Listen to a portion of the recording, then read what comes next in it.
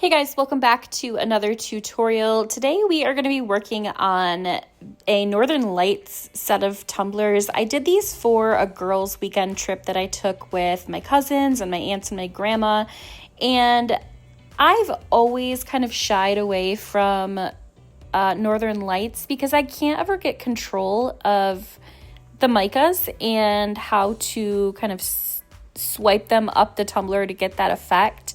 And so I tried something a little bit different than I've seen in the past, and I decided to record it and show you guys in hopes that maybe it will help you guys if you're a little bit too chicken like I am to do these. So I only did one practice tumbler before this whole set of, I think I did 9 or 10 tumblers. I don't remember exactly. But it turned out really well. So I'm a little bit shocked at myself, but definitely some room for improvement, but they were just for family, so it's fine. They were fine. So what we're going to do, we're going to spray paint our tumbler black, and then we're going to put a coat of regular setting epoxy on the tumbler. I lied, I actually did 2 tumblers before this. The first one I did fast setting, and it cured way too fast, and it just did not even work. So I just stripped it and put a regular coat of epoxy on it, and then it actually set up, and gave me some working time. But 10 out of 10 would not recommend fast setting epoxy for this method, unless you're a pro. Maybe you can get away with that, but I did not have any luck. So what I'm doing is, with this thin coat of regular setting epoxy, I'm going to take this little fan brush here, and I'm going to dip it in my mica powder and tap it off in the powder container so we don't have a ton of it. And then I'm just taking my finger and I'm tapping the brush in kind of a worm shape. I don't even know, wavy shape. I don't know what you want to call it.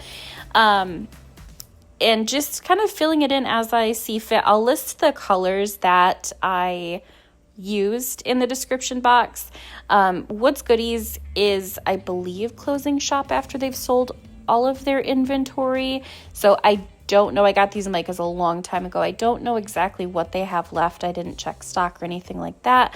But I'll list exactly what I use. So if you guys do have that on hand, you can feel free to just replicate what I did.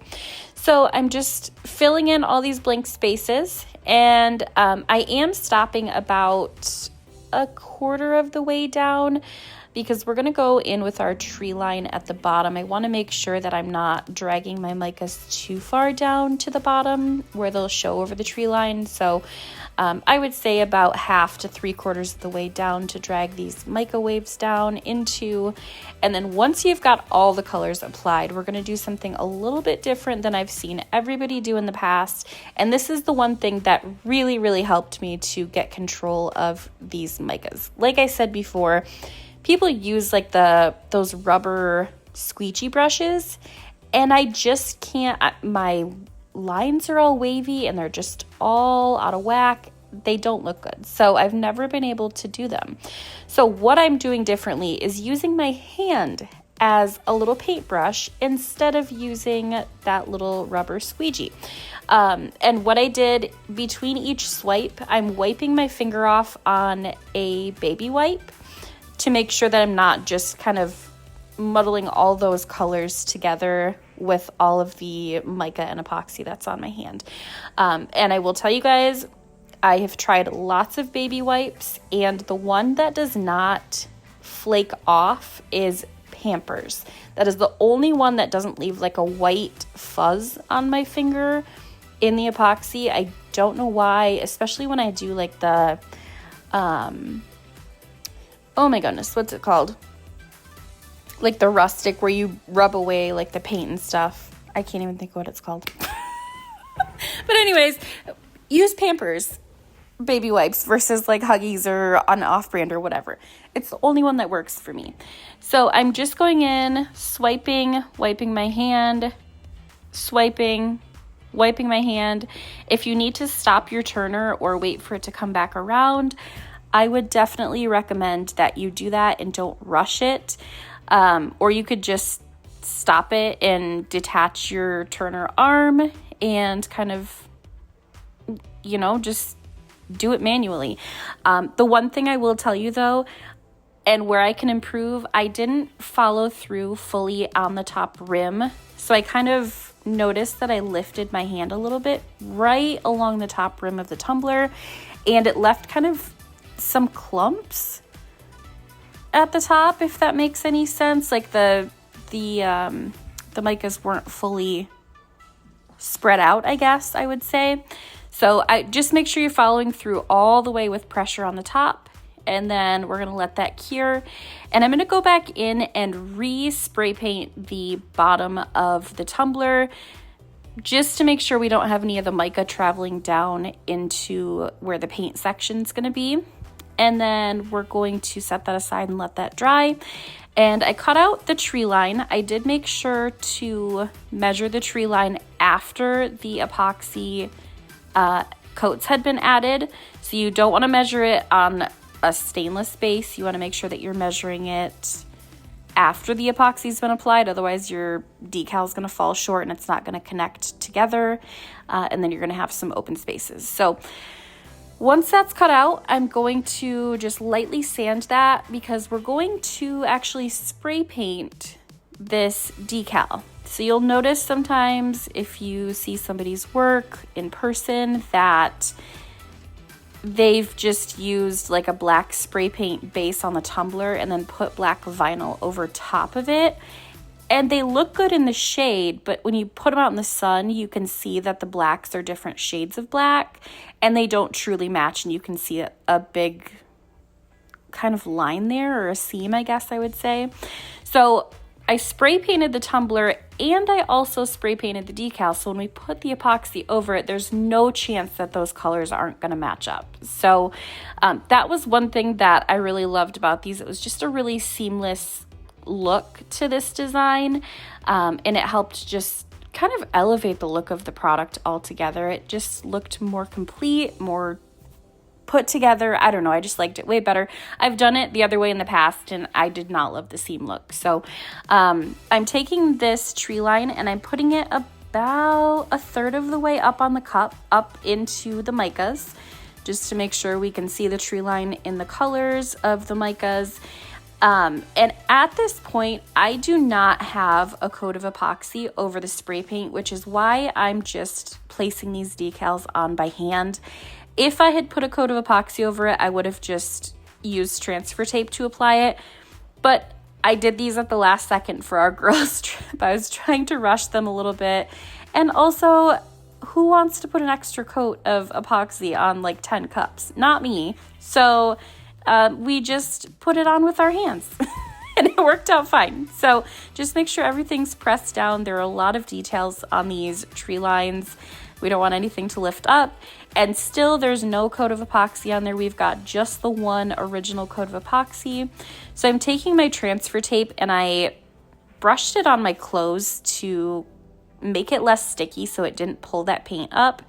And nothing lifted, surprisingly. So we're just going to apply the decal at the bottom. I did them, I want to say like 2 inches maybe. They were pretty small and dainty. I didn't want it to take away from the top of the design. So we're just going to use that. That is Tech Wrap Crafts holographic blue. Maybe I'll link it for you guys in the description box. And again, no extra coats of epoxy, still one coat of epoxy applying these stars. So we're going to go in and just place those in strategically because my micas kind of separated a little bit in some spots. I got some cells. I think it repelled the paint and it caused the mica to kind of separate a little bit into, there were like some circles, if that makes sense. I don't know what happened there, but we're just strategically placing these stars over top of them to hide any of those flaws. And then we'll put some rhinestones on it so it looks like a twinkling night sky. So put it on our turner, still one coat of epoxy. We're going to put some polycrylic over it just to make sure none of these decals lift. We've got the stars that are pointy and tiny. We've got lots of tree lines going on. We've got a really small holographic name at the bottom. So I just really was trying to be preventative in everything I did on these. not only because I was on a time constraint, but because I didn't want to have to do extra coats of epoxy for that many cups. That's expensive, first of all. Second of all, who wants to wait all that time to do extra coats of epoxy? So not me. I'll just take some time and put some polycrylic on it and call it a day. So after that was dry, you can tell because it's going to be completely clear. You're not going to have any milky streaks or anything on it. We're going to go in with a second coat of epoxy. I did add some like ultra fine epoxy additive. It was silver holographic. It's from Chaseray. I'll link that as well for you guys. And it just helped to kind of show off that black. It gave it a little bit of like a twinkling sky effect as well. And I loved how it looked, you know, compared to the flat black. So I would recommend that. Less is definitely more with that epoxy additive though. You can get carried away very easily. So I would always just start very small and add a little bit more of that glitter to your epoxy container if you need it, but there's no taking it out if you go if you go in hard with it. So we're just going to torch that epoxy, let that cure. And then that was the final coat. I only had 2 coats of epoxy on this. They definitely could have used a third coat. If it was for customers, I would have 100% done a third coat. But because they were free and they were for family and just for a trip, I just did the 2. I just didn't have time to do a third one. So once that final coat of epoxy is cured, we're going to go in over top of those little sparkling stars there with a tiny little dab of this glue, and we're going to use Lucky from Flynn Sisters Supply Shop in the scatter mix, and we're just going to apply different sizes directly to the center of those stones, set those aside to dry, and that'll be the finished product.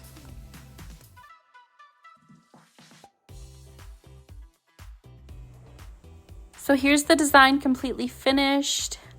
I hope you guys love this. I know it's not anything new. I didn't come up with this design, but I just wanted to show you guys what I did differently that helped me. Like I said, I've just been a chicken all these years to try this design because I couldn't get it right. And I tend to stray away from things that I can't do perfectly, and I just don't do them at all, which I shouldn't do. But if this helped me, it probably will help somebody else too to try it and maybe give you a little courage. So if you do, tag me in your creations. I would love to see what you come up with. If you like this video, let me know in the comments. Don't forget to like and subscribe and hit the bell button for notifications on future tutorials. I've got a bunch of tutorials coming up for you guys, and I will see you in the next one.